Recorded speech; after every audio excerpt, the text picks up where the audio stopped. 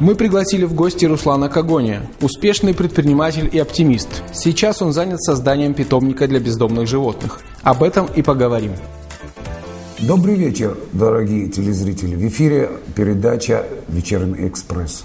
Мы сегодня обозначили круг вопросов, которые обсудим с Русланом в нашей студии. Руслан, еще раз добрый вечер. Здравствуйте, добрый вечер. Почему вы решили заняться этим? У нас полно бездомных собак, кошек, и проблемы бездомных животных никем не решаются в Абхазии. Ну, в принципе, эта тема обсуждалась несколько раз в СМИ. И когда эта тема отошла на второй, на третий план, и общество забыло об этом.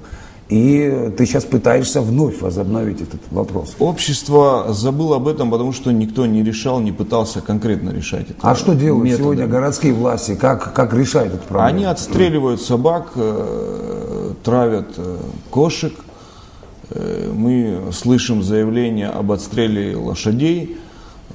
Были случаи уже такие в Ачимчинском районе, когда хозяева, крестьяне, не находили, а потом узнавали по слухам, что был тот такой-то отстрел и вывоз скотины. А как ты думаешь, все же, каким образом надо решить? Вот собственными силами, да, у вас будет общественная организация, насколько я понимаю. Да. Да? Собственными силами вы сможете осилить вообще эту проблему? Нет, конечно. Мы надеемся на помощь и от лица государства, администрации городов. То есть у вас уже есть контакты с администрацией? Да, да? У нас уже есть на данный момент контакт с администрацией города Сухум.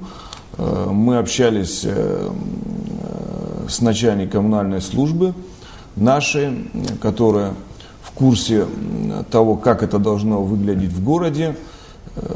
И уже решается вопрос, ищется место для питомника, приюта для содержания бездомных животных. Собака становится агрессивной, когда она голодная, неухоженная, когда она в стае, когда она не стерилизована. Есть случаи нападения на жителей, на граждан с дальнейшими последствиями. Вот ты мне скажи, вы изучаете, да, мировой опыт? Конечно. Как решается, допустим, эта проблема в таких мегаполисах Европы? В Европе эта проблема решается очень просто. Ну, а во главе угла стоит, естественно, гуманность, да, гуманное отношение человека к этим животным. Обязательно.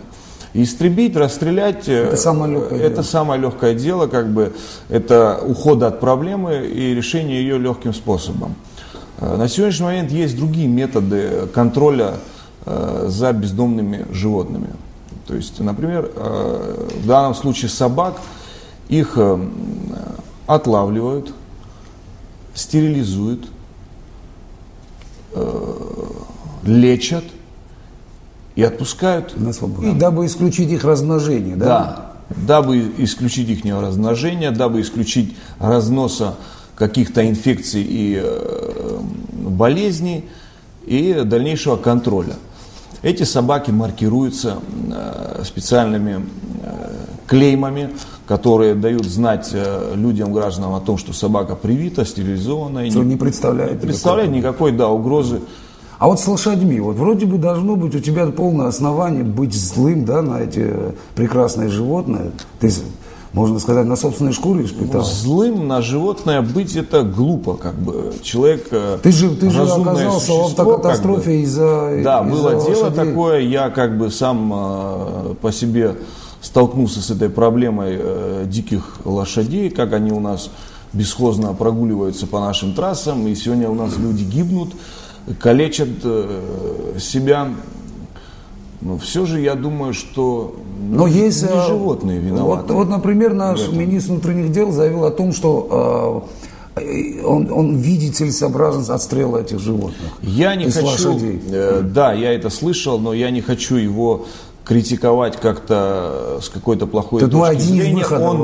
Он со своей точки зрения, как он представлял это, он это высказал. Если ему предоставить какой-то план гуманных, правильных действий, я думаю, что он согласится с ним, и можно будет решать вопрос по-другому.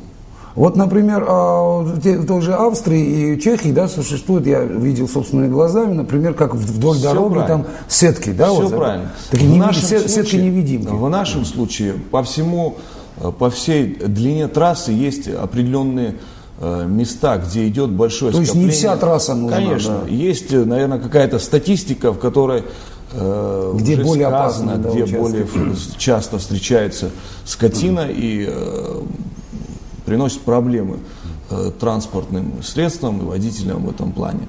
Можно в этих районах сделать эти ограждения. Эти ограждения, они не предоставляют больших препятствий для человека, они идут вдоль дороги, они незаметны, и больших затрат в них нету для этого осуществления. То есть это таким образом мы сохраним еще и животных, которые по неволе стали безродными, так сказать. Конечно. Да? Я хочу напомнить, что, во-первых, лошадь наше национальное животное. Да. У нас оно изображено на гербе. Люди, приезжающие к нам, они удивляются, когда видят: ой, смотри, корова, ой, смотри, лошадка, дети радуются. Но при этом никогда российский турист, который заезжает, они почему-то не попадают в ДДП. И я уверен, что максимум, может, 1-2% из всех случаев, когда лошадь выпрыгивала, наверное, на трассу и бросалась на машину. В остальных случаях скорость. Мы всегда можем остановить машину, если едем, не превышая необходимую скорость. То есть. И у нас проблема со знаками, Роин. У нас нету знаков на трассе. Я как-то попытался насчитать предупреждающих об опасности столкновения со скотом. Я насчитал 2 или 3 знака, сейчас точно не помню, по всей протяженности. Для меня это было удивлением. Я в этот момент ехал с Крыма. В Крыму не встречается столько скотины, но знаки есть. В 2 раза больше знаков. Руслан, давай вернемся к теме, да, вот это общественная организация, это будет фонд, да, насколько я понимаю? Да, это будет фонд. На данный момент нас очень мало, нас 6 человек, активистов, которые отозвались и собрались, и начали обсуждать и организовывать эту деятельность. Но мы надеемся на то, что соберутся активисты и в дальних, и в ближайших городах Абхазии, в районах. Мы готовы принять в свои ряды всех неравнодушных в этом вопросе и в дальнейшем сотрудничать, обучать и направлять, как это все делать. И надеемся, что у нас все получится. Фонд будет курировать вопросы организации по защите, то есть организации того же питомника. Вот. Мы на сегодняшний момент ищем место. Для этого мы ищем людей, которые будут у нас работать. Нам нужны специалисты наши молодые, нам нужны ветеринары, биологи и сотрудники для питомника. Мы знаем, что сегодня в городе есть люди, которые неравнодушны.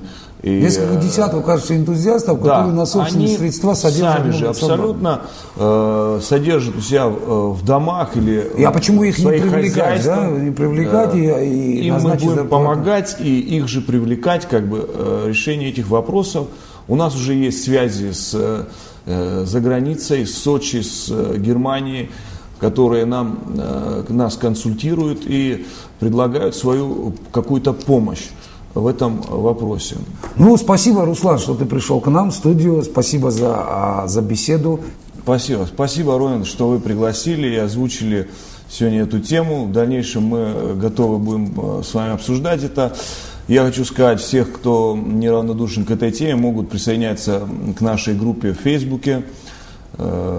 И будем рады. А как группа называется? Наша группа называется «Фонд защиты животных Абхазии», благотворительный, и первый Сухумский приют бездомных животных. Итак, я напомню нашим телезрителям, что сегодня был в гостях активист, предприниматель Руслан Кугоня, с которым мы обсуждали проблему бездомных животных. Спасибо большое.